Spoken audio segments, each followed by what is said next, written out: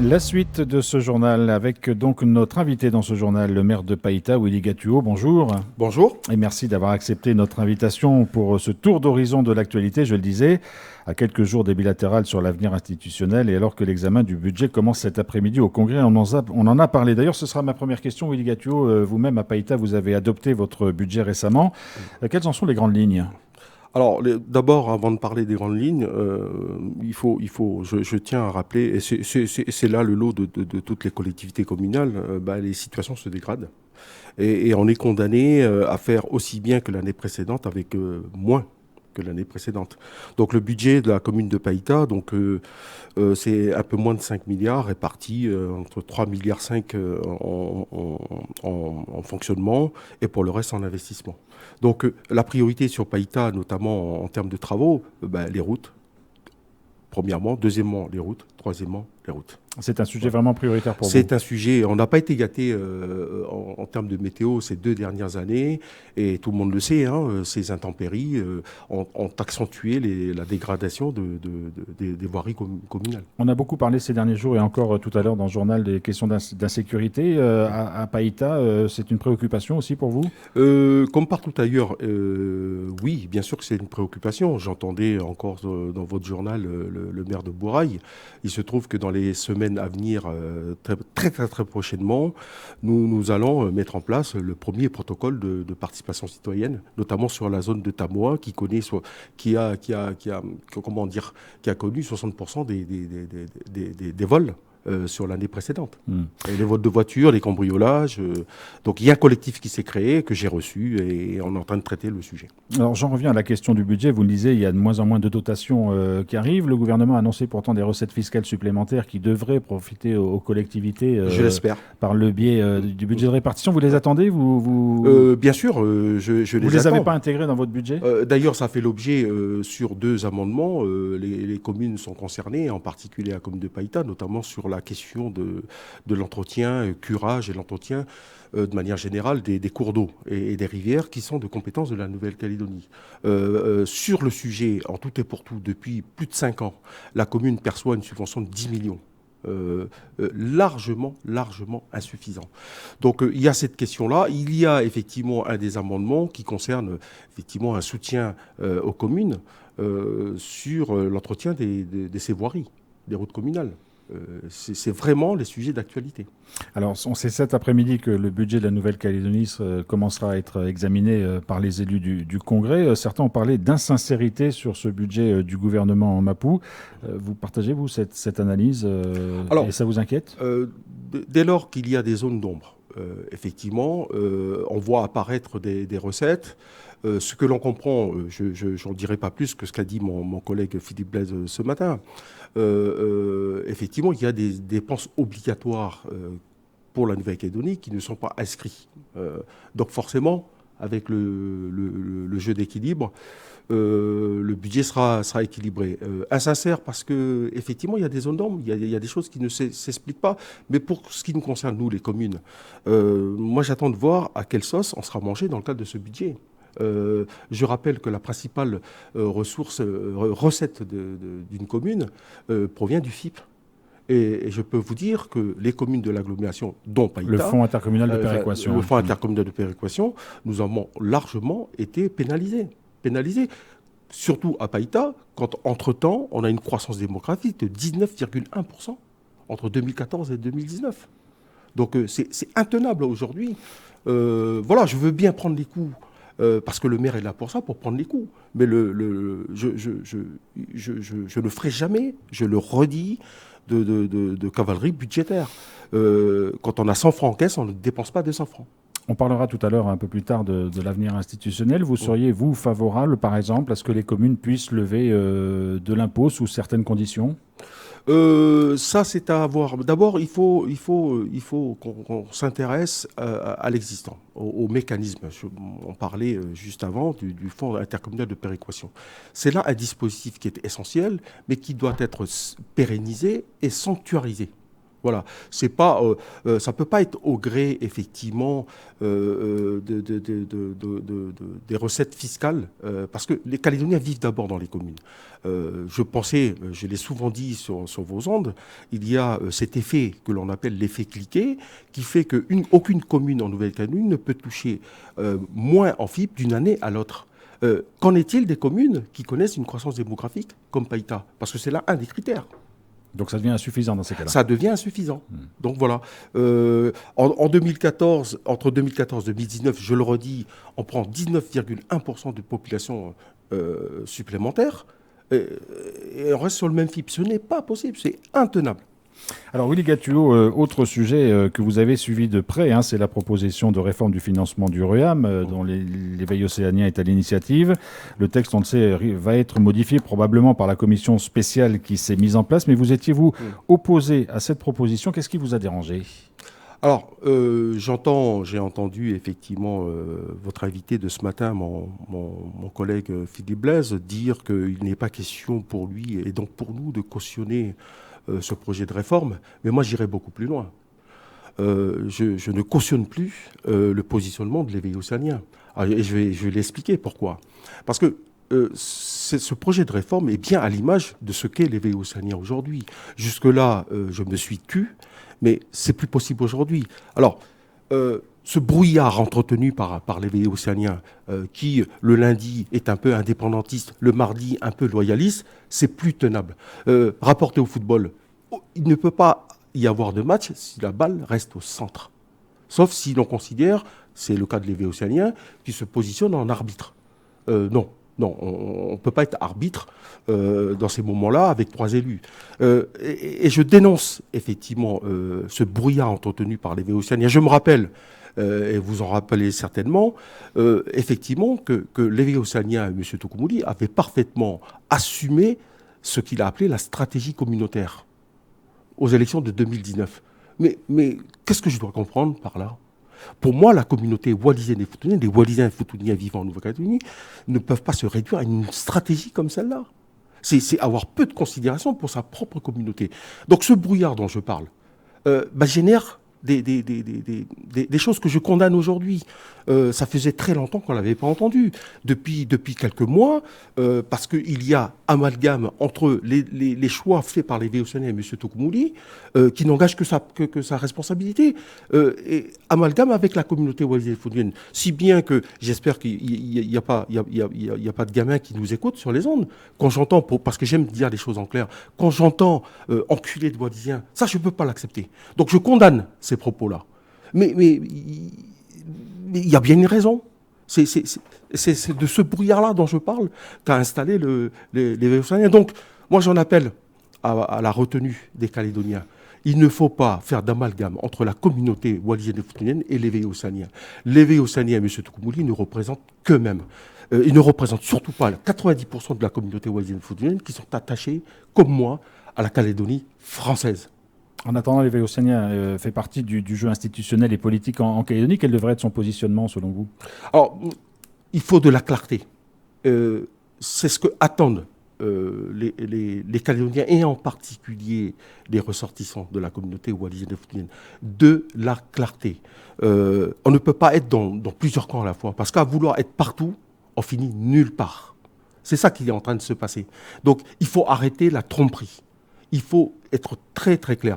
Je le dis d'autant plus que tout le monde le sait pertinemment, les Véocéaniens le premier, l'attachement qu'ont la majorité des Wallisiens et Futuniens vivant en Nouvelle-Calédonie à la Calédonie française. Donc il ne faut pas se raconter d'histoire. Parce qu'on arrive à des situations comme celle que je dénonce aujourd'hui. Et ça, il faut que ça s'arrête. Alors un mot encore sur ce dossier spécifique du RUAM qui a été présenté par l'éveil océanien. Selon vous, c'est le gouvernement qui aurait dû reprendre le dossier ? Oui, mais ce n'est pas le cas aujourd'hui. Il y a une commission spéciale. Alors, faut-il se satisfaire, se contenter de cela? Pour l'instant, on en est là aujourd'hui. cette commission, comme l'a dit Philippe Blaise ce matin, ne pouvait pas être présidée par monsieur Tocoumouli. Mais ce que je veux dire sur cette réforme, quand je dis que c'est vraiment à l'image du positionnement et des postures de l'évêque Oussanien, comment pouvait-il croire qu'on pouvait résumer le quotidien des Calédoniens et de ceux qui seront impactés par cette réforme à de simples additions, soustractions, multiplications? C'est plus que ça, le quotidien des Calédoniens. Voilà. Après, le communautarisme, vous savez, à géométrie variable, hein, puisqu'il assume son communautarisme. Ça ne l'a pas empêché de venir se présenter face à moi à Païta. Hein. Donc voilà, c'est ce que je dis aujourd'hui. Il faut être clair dans ses positions. Moi, j'étais clair. Il est de notoriété qu'il n'y a pas plus non-indépendantiste que moi. Voilà. Je suis désolé, je ne suis pas dans le communautarisme, mais aujourd'hui, je me permets de parler au nom des 90% des Wallisiens Futuniens attachés à la France comme moi. Voilà. Parce que ceux-là, quelle alternative ils ont? À cela, je dis, il existe des élus au sein des loyalistes qui sont attachés à la Calédonie française. Donc, je profite de l'antenne pour effectivement lancer un appel à ces Wallisiens Futuniens, parce que je sais qu'on est présent dans tous les secteurs économiques de la Nouvelle-Calédonie, y compris dans les administrations. À cela, très bientôt, je leur lancerai une invitation à qu'on réfléchisse ensemble de la part que devront apporter les Calédoniens d'origine wallisienne futunienne à cette construction qui est en marche. Parce que l'histoire nouvelle de la Nouvelle-Calédonie ne pourra pas s'écrire sans les 40 000 Wallisiens et Futuniens vivant en Nouvelle-Calédonie. Et je rappelle que je ne suis pas non-indépendantiste parce que d'autres le sont.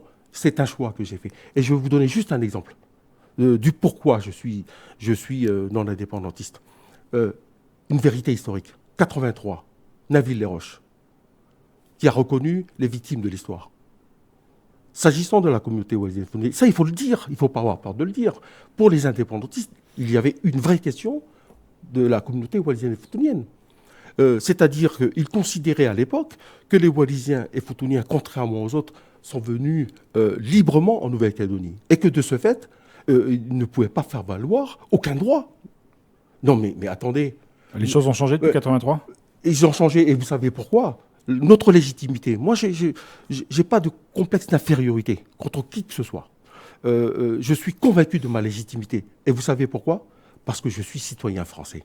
Et c'est ça, la légitimité des Wallisiens Futuniens. Nous sommes ici en France et nous sommes des citoyens français. Alors justement, parlons des discussions qui vont avoir lieu sur l'avenir de la Nouvelle-Calédonie et qui vont débuter par des bilatérales qui doivent se tenir à Paris du 7 au 15 avril. Vous en attendez quelque chose de particulier pour lancer les choses? Le fait que les indépendantistes aient accepté d'y participer, c'est une bonne chose? Oui, c'est une bonne chose. On voit bien que les situations, les positions ont évolué. L'essentiel à retenir, c'est qu'effectivement, au-delà du dernier communiqué des indépendantistes, ce qu'il faut retenir, c'est que ils acceptent de se rendre à Paris. Ça, c'est important. Ce n'était pas le cas il y a quelques mois. Donc, la situation évolue. Et j'ai envie de dire que sur certains aspects, l'histoire se répétera. C'est-à-dire qu'on a cru en 88 que les choses étaient impossibles, comme en 98. Et on a eu les accords de Matignon, on a eu les accords de Nouméa. Donc vous êtes confiant? Moi, je suis confiant. On n'a pas le choix. Je sais qu'à un moment donné, la responsabilité prendra le dessus, de part et d'autre. Et d'autant plus que je suis confiant parce que, vous savez, je vois bien que les rapprochements, plus que des rapprochements, c'est-à-dire qu'il y a vraiment un front loyaliste qui se dessine et qui se renforce. Je pense notamment aux relations... Alors c'est justement une question que beaucoup de Calédoniens se posent dans le camp non-indépendantiste. Est-ce que les non-indépendantistes sont capables de parler d'une seule voix? Oui, je leur dis maintenant. On entendait encore effectivement la ligne qui est celle du rassemblement, le projet qu'il défend. Il n'y a même pas à entendre la ligne que défend le rassemblement. Il n'y a pas une feuille de papier de cigarette entre nous. Et c'est l'intérêt supérieur de la Calédonie française. C'est qu'on fasse front, à front indépendantiste, il faut un front loyaliste. Et ce front est possible, selon vous? Et ce front, il est possible. Et d'ailleurs, nous aurons très bientôt, au-delà de ces discussions, une échéance qui nous permettra d'afficher ce front. Je parle des sénatoriales. Et ça, c'est important. J'en parle d'autant plus que j'ai entendu effectivement l'annonce de candidature de M. Pierre Frogier. Chacun a son avis là-dessus, mais moi j'aimerais bien donner mon avis. Juste une question, parce que j'ai eu la chance effectivement de participer à des discussions au niveau du Parlement, que ce soit à l'Assemblée nationale ou au Sénat. Si on se pose la question de ce qui reste de la mémoire du dossier calédonien au Parlement.